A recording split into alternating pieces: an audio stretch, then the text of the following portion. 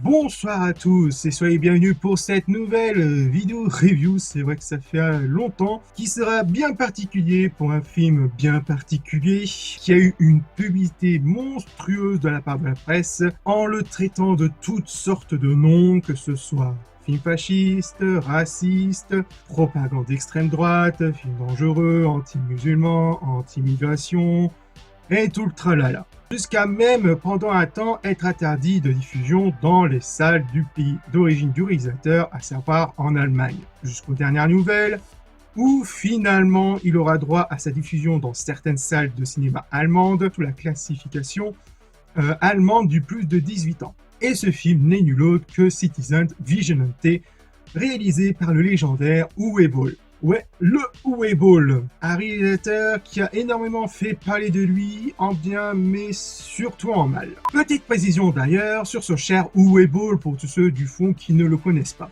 Pour faire bref, Uwe Boll est un réalisateur allemand mondialement connu pour être l'un des pires réalisateurs au monde. Mais clairement. Surtout pour ses adaptations foireuses de jeux vidéo, comme Postal, Alone in the Dark, Far Cry ou encore House of the Dead. Et d'ailleurs, n'hésitez pas à aller voir les vidéos de Karim Debache si vous voulez en savoir un peu plus sur ses chefs-d'œuvre. Mais parfois, il lui arrive d'avoir quelques idées originales, comme la saga King Rising, ou encore Rampage, et même Auschwitz.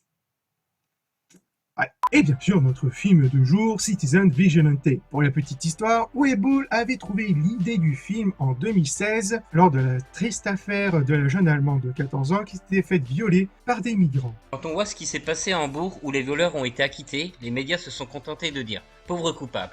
On a l'impression de vivre dans un climat politique complètement absurde et insensé, surtout en Europe, où on a perdu tout sens des réalités. Il y a une énorme différence entre ce qu'on appelle les discours de haine et le fait de poignarder quelqu'un au cou. Mais les faits n'ont plus aucune importance. Mais ce n'est pas tout. En janvier 2025, le film devait s'appeler à la base The Dark Knight. Sauf que le titre sera rapidement changé pour Citizen Vigilante suite à un coup de fil de la DC et de la Warner. DC et Warner m'ont contacté et m'ont dit que je ne pouvais pas utiliser ce titre. Je comprends leur décision, mais je leur ai répondu. Vous vous souvenez de Rampage, le film avec The Rock? Vous aviez utilisé mon titre. Le fait qu'ils aient pris la peine de me contacter pour obtenir mon autorisation est une marque de reconnaissance. Ils auraient pu me dire « Écoutez, ce n'est pas un film Batman, vous pouvez donc utiliser le titre ». Nous avons également reçu de nombreux commentaires de fans qui nous ont demandé de changer le titre en raison de sa ressemblance avec le film de Christopher Nolan. C'était donc un autre facteur dans notre décision. Et bien plus tard, le film sortira en streaming le 19 juin 2026 sur Apple TV et sur Amazon Prime Video. Et Citizen Vigilante nous raconte l'histoire d'un certain Michael Sanders, un riche promoteur immobilier américain qui s'installe plus précisément à Zagreb, en Croatie, où celui-ci est plongé dans une Europe prise dans la terreur, où la criminalité est au plus haut, avec un système judiciaire complètement corrompu. Face à cela, il décide de se faire justice lui-même. Do you want justice? Get some fresh blood. Comme vous le voyez, on part sur un des vieux genres du cinéma, qui est celui du Vigilante, qui était très répandu durant les années 70 et 80, dont certains sont devenus cultes, comme la saga Dead Wish, et j'ai bien retenu la leçon lors d'une année hors série de celui-ci, ou encore la saga de l'inspecteur Harry. Enfin, certains films ont réussi à faire continuer le genre bien des années plus tard, comme Descendance, sorti en 2007 avec Kevin Bacon. C'est aussi le genre de film qui ose appuyer là où ça fait mal, notamment sur le système judiciaire totalement corrompu qui laisse les personnages principaux abandonnés à leur sort, ce qui les amène dans leur quête de justice eux-mêmes. Et certaines répliques donnent encore froid dans le dos encore aujourd'hui, notamment une qui est dans le premier film de l'inspecteur Harry. Les droits du suspect, en outre, ont été violés, en contradiction avec le 4e et probablement les 6e et 14e amendements. Et Anne-Marie Deacon, elle avait quel droit? Cette petite lentement asphyxiée au fond d'un trou qui parle de ses droits. Cette réplique nous met, nous spectateurs, face à un dilemme moral terrible. La loi a été respectée, mais la justice, elle, semble complètement bafouée. Et Clint Eastwood a d'ailleurs expliqué bien plus tard dans une interview que le film avait cartonné à l'époque parce que la presse ne parlait que des droits des accusés et que personne ne se souciait plus de la souffrance des victimes. Dans les années 70, Dirty Harry émut divers sentiments. On ne pensait pas trop aux victimes de crimes violents. La plupart des médias étaient obsédés par les droits de l'accusé, ce qui est normal. Mais il y avait un sentiment plus profond dans la société. Les gens trouvaient qu'on mettait tellement l'accent sur les droits de l'accusé qu'on négligeait les droits de la victime. Et chaque film appartenait à son époque, comme l'inspecteur Harry ou Dead Wish sur les violences des rues dans les grandes villes comme New York ou encore San Francisco durant les années 70-80.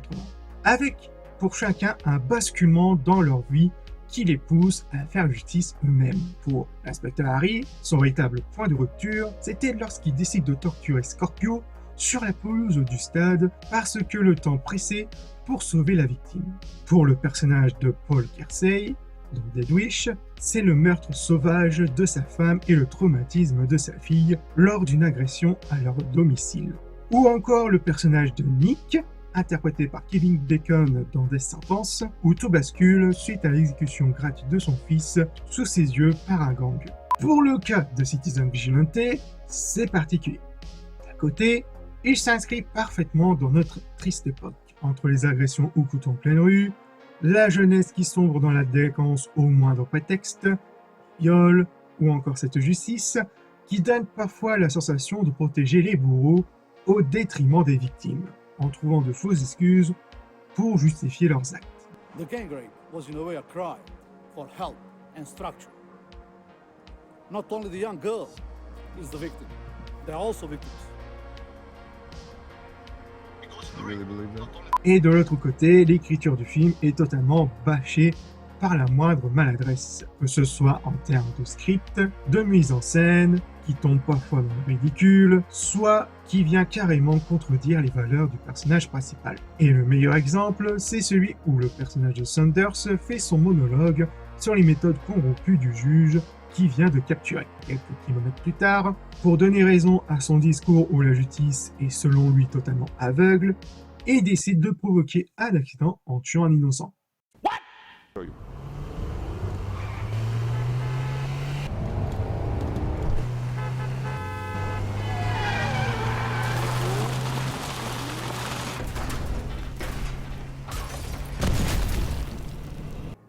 C'est un sale con!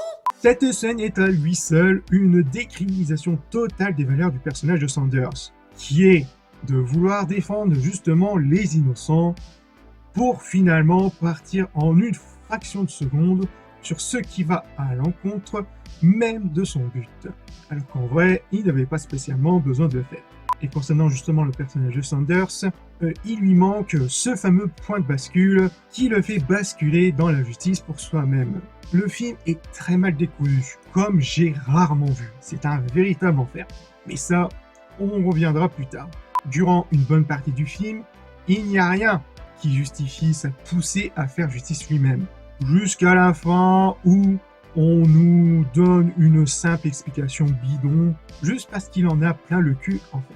Si je devais refaire le script, le point de bascule aurait pu être suite à la mort d'un de ses parents, ou même que la fille violée qu'on voit dans le film soit un parent proche, une nièce, ou même sa fille par exemple, qui aurait encore plus d'impact, voire même encore qu'il aurait subi une agression dont ses ravisseurs se seraient sortis sans la moindre punition juridique. Et à travers ces diverses idées, ça aurait pu être des éléments déclencheurs beaucoup plus crédibles pour qu'il soit basculé dans la justice pour soi-même.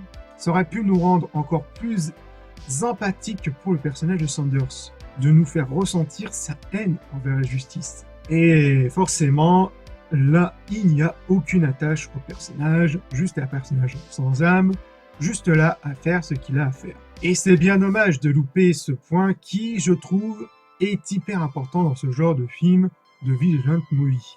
Et c'est encore plus un gâchis quand on voit le talent de l'acteur Armie Hammer qui campe quand même très bien le personnage.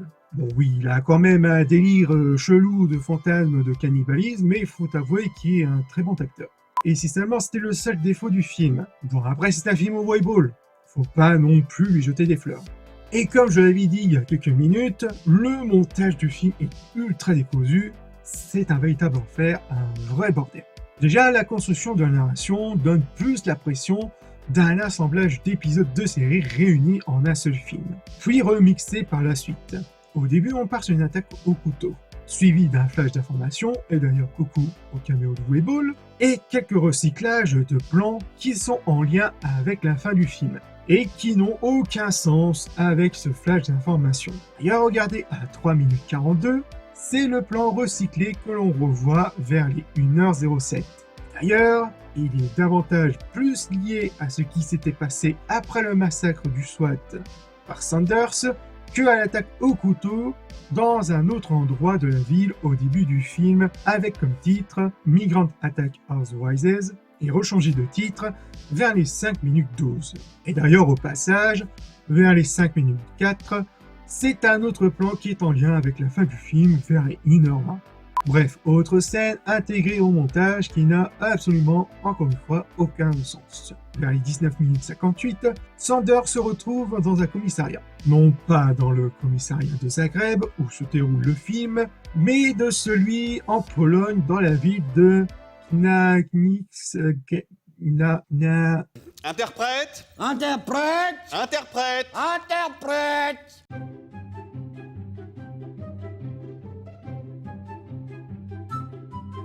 Gdańsk. Ok. Enfin bref.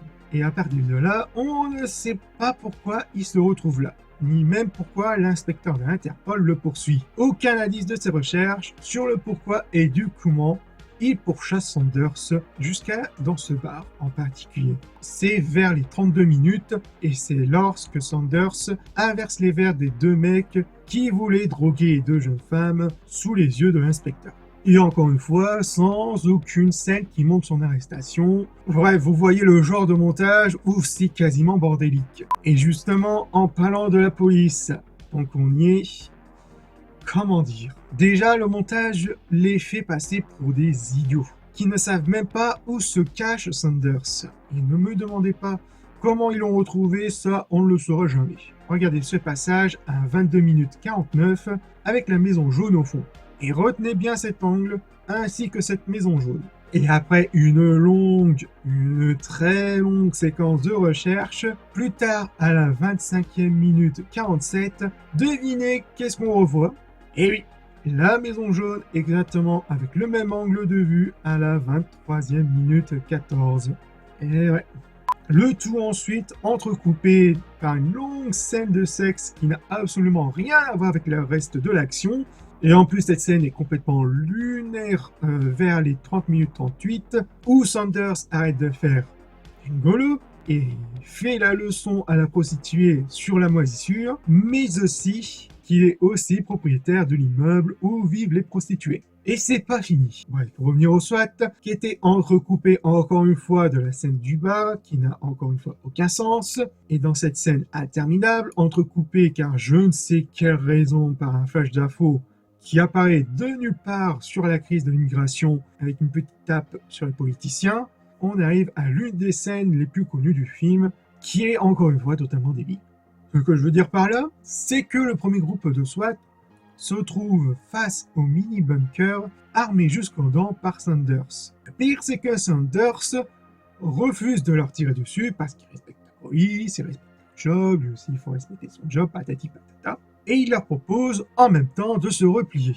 Et devinez comment les mecs vont réagir. On va faire un petit jeu. Dans cette situation, que va faire l'équipe du SWAT? Réponse A, se replier. Réponse B, parler avec Sanders. Réponse C, riposter comme des idiots. Ou réponse D, la réponse D. Je vous laisse un petit instant pour réfléchir. Et si vous pouvez au passage, me laisser un petit commentaire, à mettre un petit pouce bleu et à vous abonner, ça fait vachement plaisir. Et la réponse sans plus attendre est bien sûr la C, riposter comme des idiots. Fire!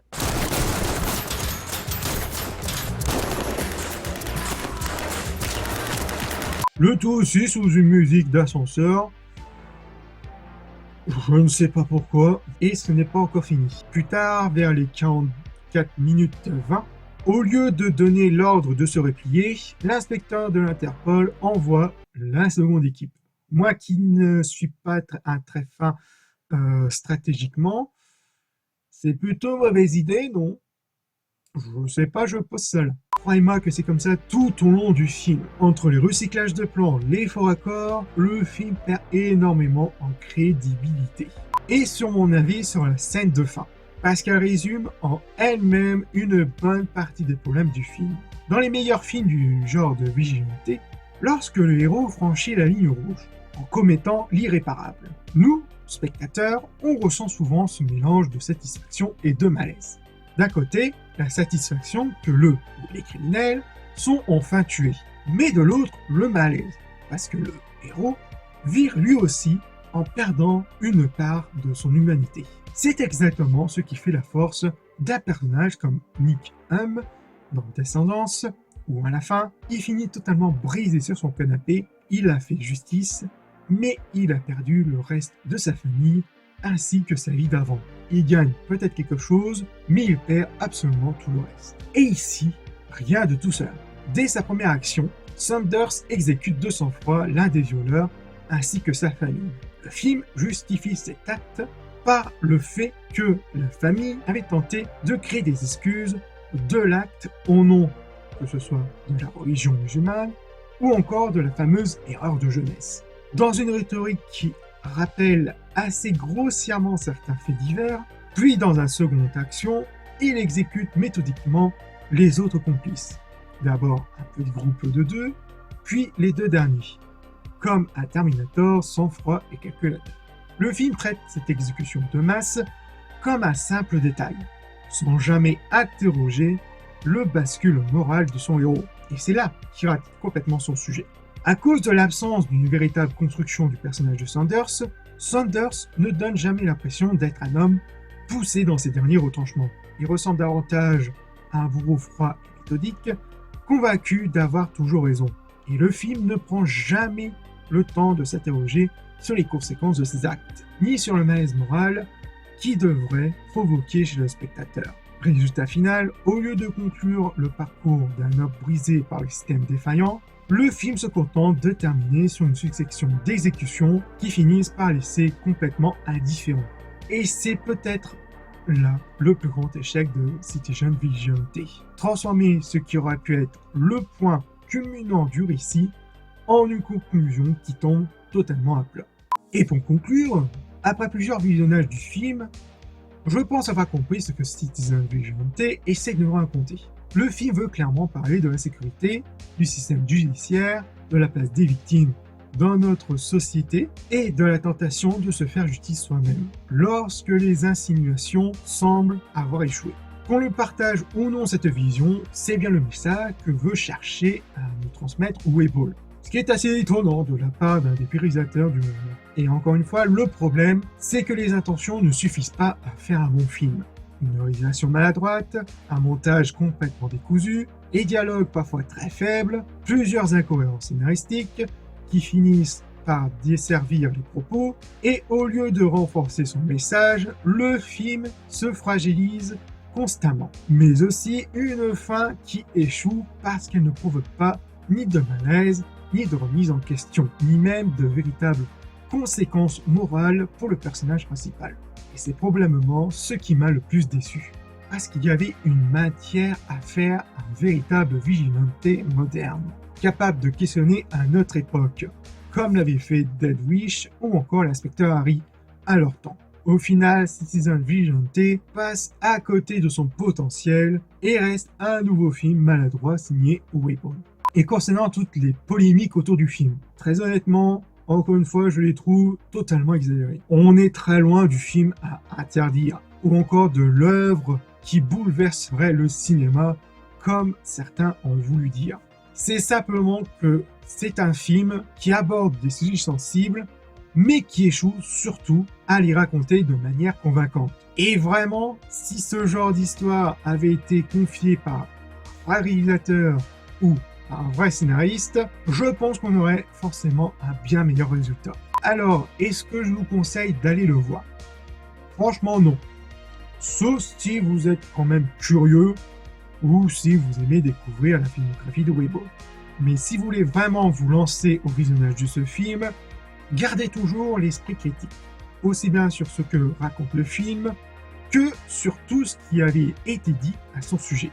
Parce qu'au final, ce qui mérite d'être jugé, ce n'est pas uniquement son discours, c'est aussi et surtout le film lui-même. Voilà mon avis sur ce nouveau chef-d'œuvre signé Uwe Boll. Encore une fois, merci à tous ceux qui ont participé pour les voix off, à savoir la Game de 3, Mala ou encore la chaîne de John. Je mettrai sa chaîne dans la description. Et j'espère que cette nouvelle vidéo vous aura plu. Et n'hésitez pas à partager votre ressenti pour tous ceux qui auraient eu le courage d'aller voir le film. Et n'oubliez pas de liker et de partager cette vidéo. Quant à moi, je vous laisse et on se retrouve pour de futures vidéos. Peace.